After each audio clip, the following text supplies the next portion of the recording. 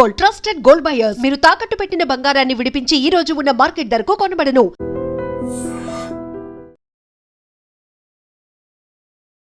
నమస్తే, welcome to I dream talking point with కవిత.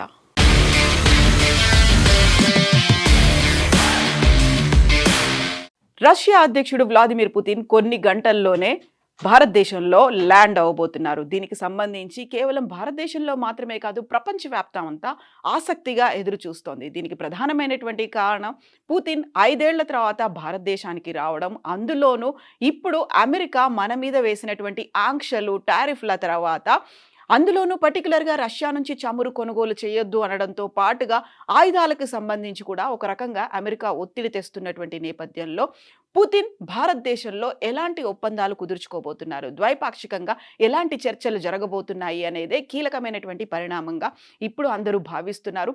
అలాంటి సిచ్యువేషన్లోనే ఆసక్తికరమైనటువంటి అంశాలు కూడా తెర మీదకి వస్తున్నాయి. అందులోనూ ప్రధానంగా పుతిన్ భారతదేశానికి రావడం దగ్గర నుంచి ఉన్నటువంటి ఈ 2 రోజుల షెడ్యూల్లో ఒకవైపు ప్రధానమంత్రి నరేంద్ర మోదీని కలుస్తారు, మరోవైపు రాష్ట్రపతి ద్రౌపది ముర్మును కూడా కలుస్తారు. కీలకమైనటువంటి చర్చలు ఉండబోతున్నాయి ఒప్పందాలకు సంబంధించి. వీటన్నిటి గురించి ఈ ఆసక్తి అనేది సర్వత్రా నెలకొని ఉన్నప్పటికీ కూడా చాలా ఇంట్రెస్టింగ్ ఫ్యాక్టర్స్ అనేది కనిపిస్తున్నాయి.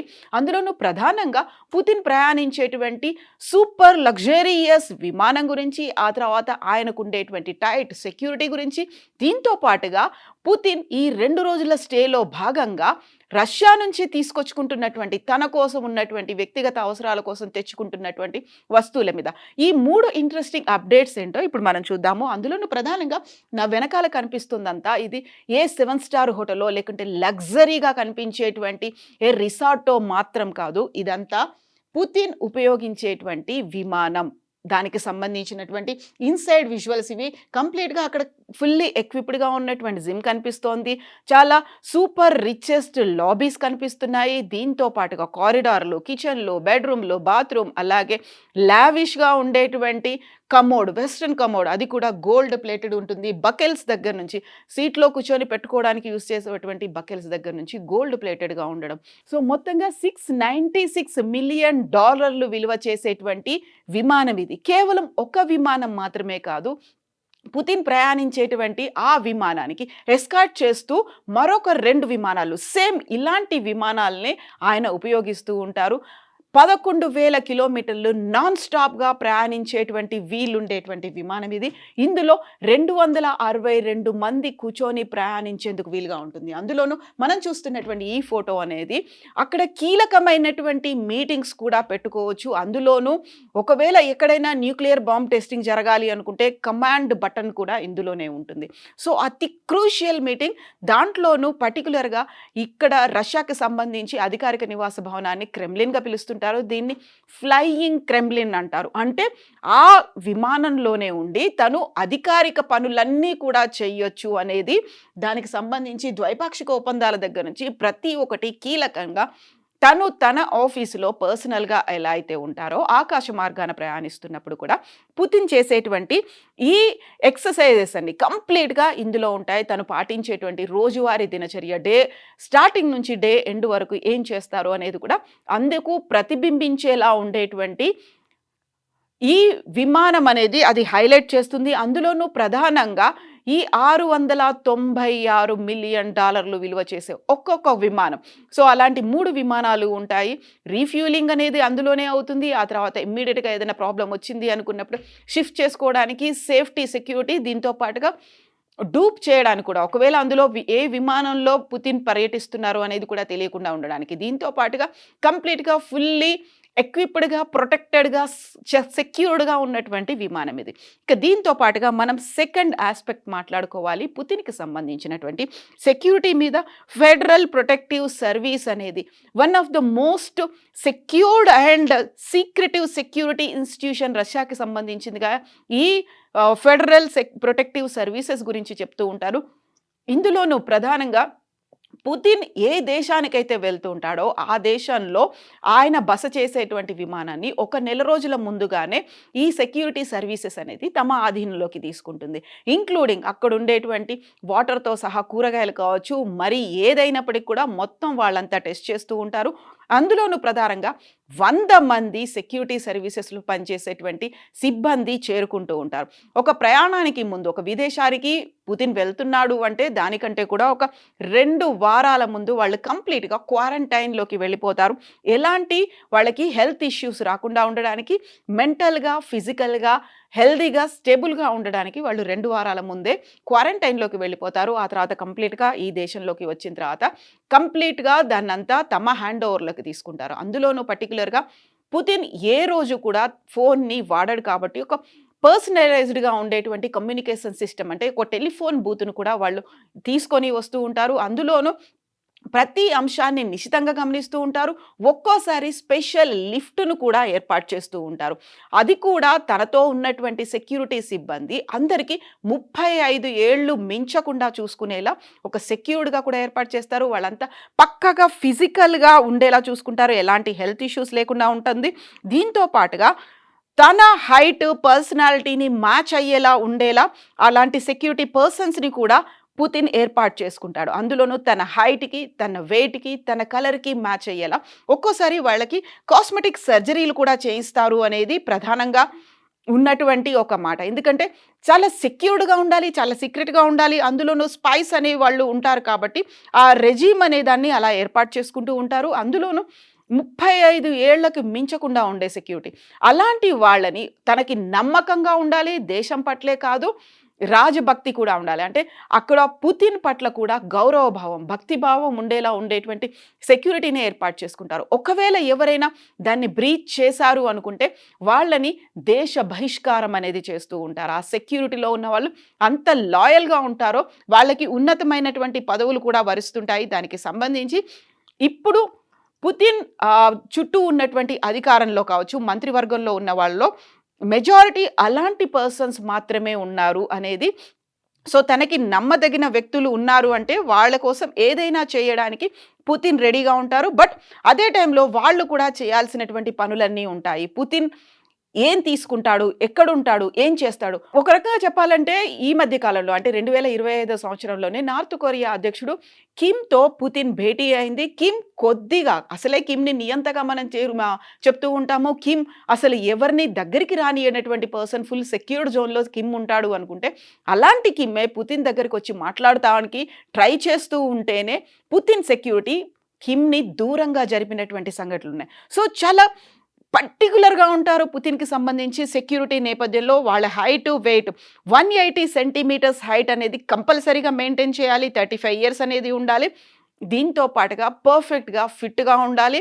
ప్రతి దాంట్లోనూ క్లియర్‌గా ఉండాలి. అండ్ పుతిన్‌తో పాటు ప్రయాణించేటప్పుడు వాళ్ళు 100 మంది చూడ్డానికి చుట్టుపక్కల కొంతమంది బాడీగార్డ్ సెక్యూరిటీ లాగా ఉన్నప్పటికీ కూడా 4 అంచెల సెక్యూరిటీ అనేది ఉంటుంది. అంటే 100 మంది దాకా పుతిన్ చుట్టూ వాళ్ళ మెంబర్సే ఉంటారు. వాళ్ళు స్పైలు కావచ్చు, కమాండర్స్ కావచ్చు, లేకపోతే కంప్లీట్ సెక్యూరిటీ కావచ్చు, సెక్యూరిటీ గార్డ్స్, బాడీగార్డ్స్ లాగా వాళ్ళు వ్యవహరిస్తూ ఉంటారు.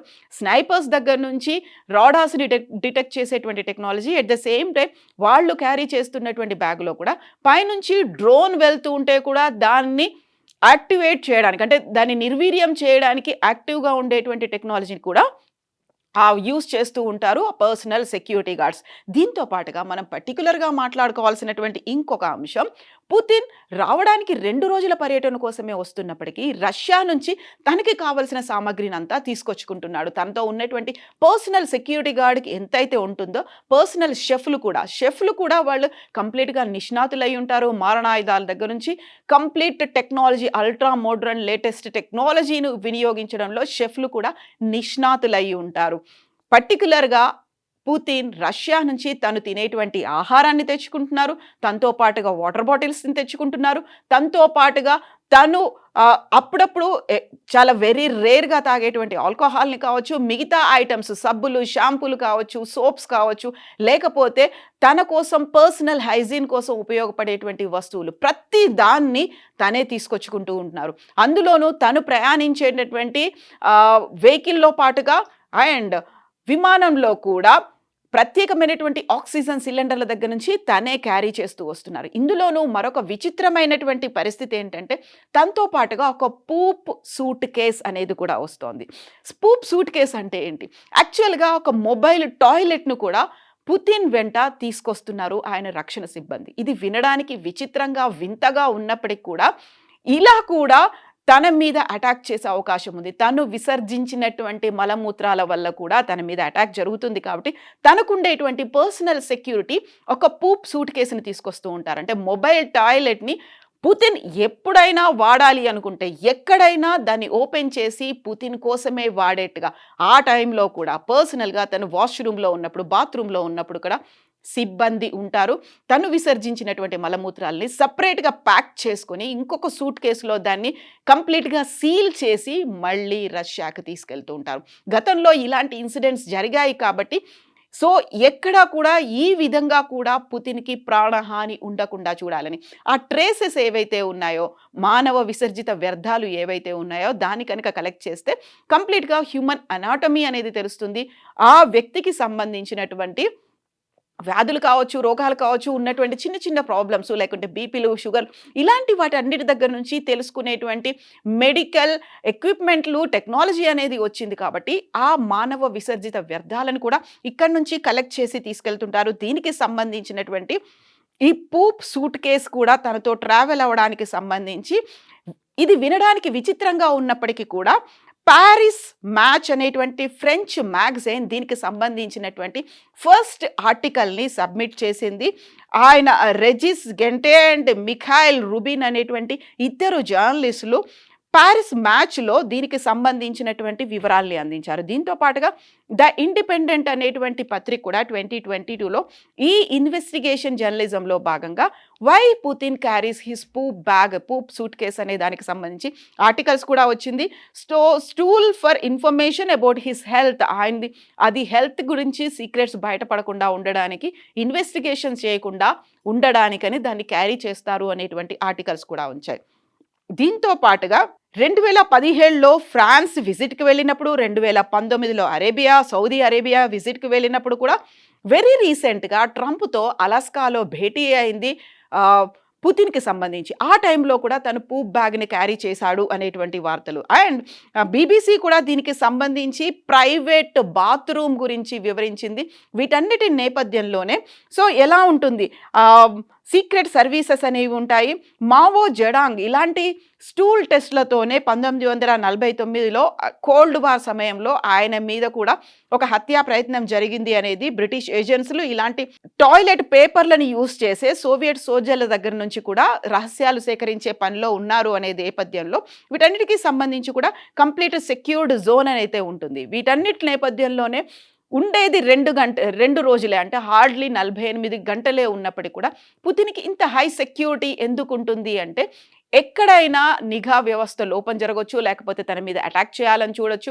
అందులోనూ పర్టికులర్గా ఈ మధ్యన చైనాలో జరిగినటువంటి సమ్మిట్లో మోదీ మీద జరగబోయేటువంటి హత్యాయత్నం గురించి ముందుగానే వివరించినటువంటి పుతిన్ చాలా సేఫ్టీగా, సెక్యూర్డ్గా ఉండేటువంటి తన కారులో 45 మినిట్స్ కూర్చోబెట్టుకున్నారు. ఆ తర్వాత స్నూపర్లు లేకుంటే స్నైపర్లు వాళ్ళు మాత్రం అక్కడ ఉన్నటువంటి ఈ గూఢాచారులు ఎవరైతే సిఐఏ ఏజెంట్లు ఉన్నారో లేకపోతే మోదీని హత్య చేయడానికి కుట్ర పన్నారో వారిని అంతమొందించిన తర్వాత కంప్లీట్గా క్లియర్గా ఉంది అని చెప్పిన తర్వాత మాత్రమే మోదీ పుతిన్ కారులోంచి బయటకు వచ్చాడు. సో అలాంటి హై సెక్యూర్డ్గా ఉండేటువంటి ఫుల్ ఎక్విప్డ్గా ఉంటారు వాళ్ళు. ఎట్ ద సేమ్ టైం ఎక్కడైనా ఒక చీమ చిటుక్కుమన్న ఒక సూది మొన కింద రాలిపడిన ఐడెంటిఫై చేసేటువంటి సునిశ్చిత పరిజ్ఞానం ఉన్నటువంటి నిపుణులైతే వీళ్ళతో జర్నీ చేస్తూ ఉంటారు.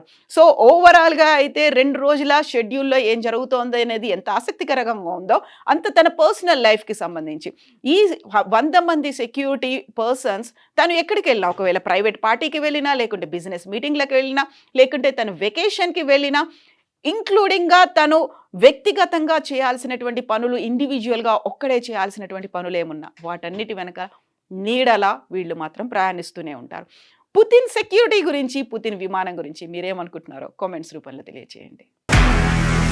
నిజంగా ప్రస్తుతం ఉన్నటువంటి సమాజం దేనికి ప్రయారిటీ ఇస్తుంది? ఆర్థిక సంబంధాల చుట్టూ మాత్రమే తిరుగుతోంది. మళ్ళీ ఎన్నికలంగానే చాలా విరక్తి కలుగుతున్నాం. మంచి అనిపిస్తుంది కదా, లేడీస్ కూడా ఛాలెంజింగ్ జాబ్స్ చేసినప్పుడు చాలా బాగుంటది. ట్రాఫిక్ అసిస్టెంట్స్ గా నియమించిన ట్రాన్స్జెండర్స్ అందరితో సాల్యూట్ చేయించుకుంటున్నారు. ఫుడ్ డెలివరీ ఇవ్వటానికి వెళ్ళినటువంటి డెలివరీ బాయ్ అనిల్ పై కళ్ళ ముందు